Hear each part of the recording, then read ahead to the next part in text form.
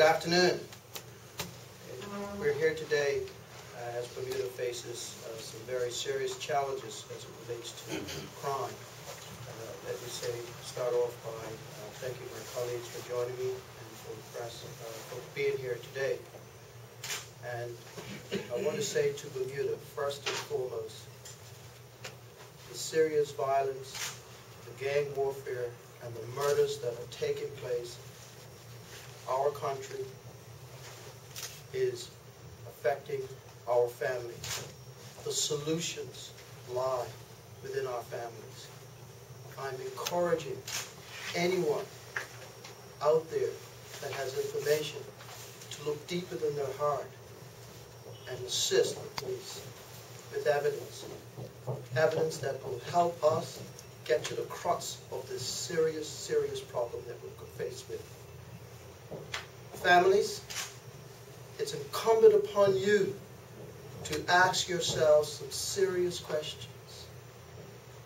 Is there in our midst members of our family that are causing us concern in our community? Are we a part of the problem? And if we are, we need to have the courage to become part of the solution. My colleagues are here with me today because we in the United Bermuda Party have for a long time put forward many solutions to our communities.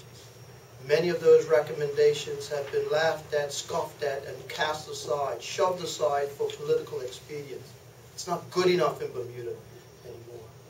My colleague, Deputy Leader Trevor Munnis, who speaks as the Shadow Attorney General, is here with some concrete proposals that are not new to Bermuda, that we've been putting forward for quite a while. My colleague, the Shadow Minister and Senate Leader, Mr. Michael Dunkley, who speaks for public safety, has been extremely consistent on matters pertaining to how we in Bermuda must come to grips with public safety. Matters which relate to supporting the police with funding, which hasn't been happening. Matters in which require us to put the politics aside and not allow the politics of the day, be it independence or operational control of the police, to get in the way with the police job.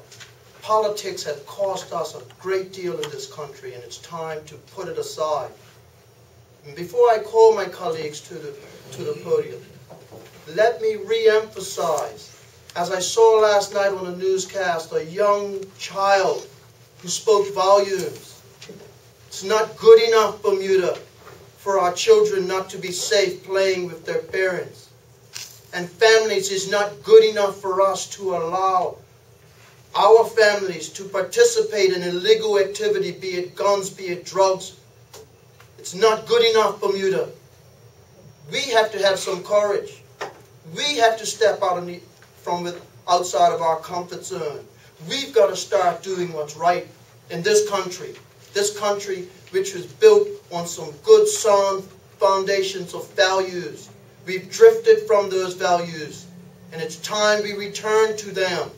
And the first one we can return to is to be our brother's keeper. And the best way to be our brother's keeper is to start by pointing out where some of our brothers are going wrong and sisters are going wrong in our community.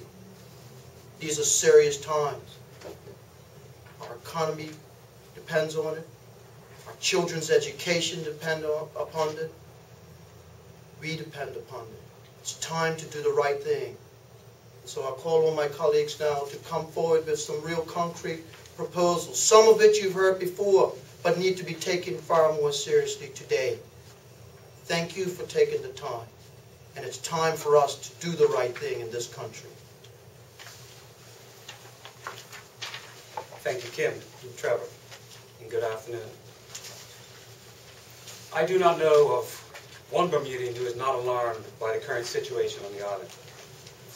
People fear we are witnessing the unraveling of Bermuda and that there is no plan to stop it, no strategy to stop the shooting. My colleagues and I share these concerns. We are particularly disturbed that since the alarming rise in gun use and the violence associated with this took hold on our community, we have not come to grips with the problem. We will continue to do all we can within the United Bermuda Party to help turn things around, but we need to be realistic. there are no quick fixes.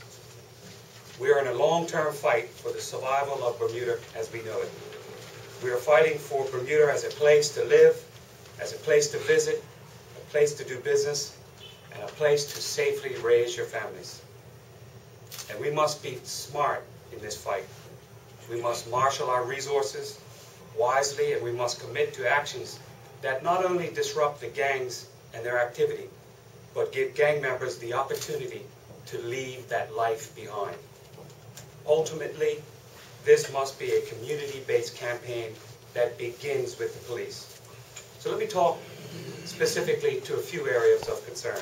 First and foremost, there must be a crackdown. In the immediate term, the shooting must be stopped. We have talked long about the need for a police presence across the island at all times. For the shooting to stop, we expect the police to apply full pressure in all areas of concern.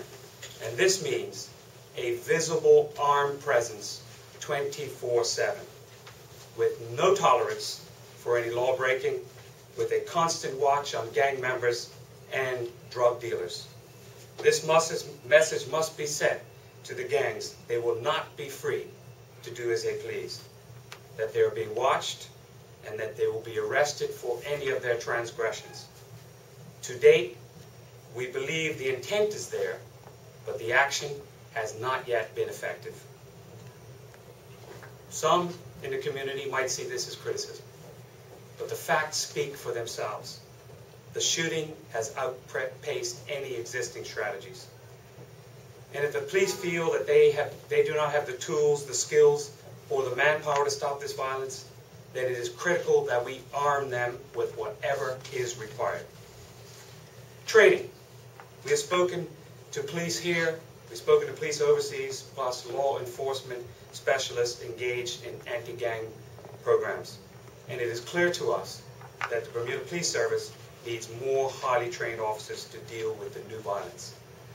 In this regard, it is a time for a major investment in police training. I note the budget is 20% below what it was 2 years ago.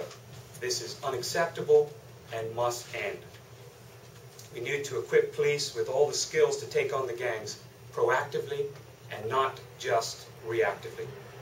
We need to equip police with the skills to take on multiple policing tasks, to strengthen intelligence gathering, and to improve their investigations to get the cases ready for the courts. This has to be a priority.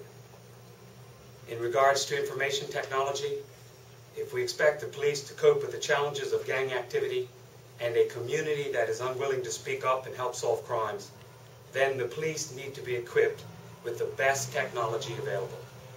The need for a modern police computer system is urgent. Right now, the police are operating from a 15-year-old system, and it is completely inadequate. A new computer system can help provide instantaneous, integrated information to help police better manage deployments, track any criminal activity, trace weapons and individuals, and respond to incidents. As well, it can share the information, and beyond this, computers can be used to build a data profile of criminal activity and a strategic picture of crime and violence in Bermuda. A new computer system is an essential policing tool. Steps should be taken to get one in place as soon as possible. In addition, as we have suggested in the past, the use of CCTV and portable cameras in areas demanding surveillance needs to be stepped up. Why this has not been a priority up to this point, when the technology is available, is beyond us. In addition, any overtime needed to cope with the strategies that the police have to enact needs to be stepped up. The government needs to loosen the purse strings to help the police come to grips with any overtime requirements, particularly to gain specialist officers who are limited in number at this time. We need to give the police all the elbow room necessary to carry out their duties. Community policing. The service needs to embed officers in communities across our island. A dedicated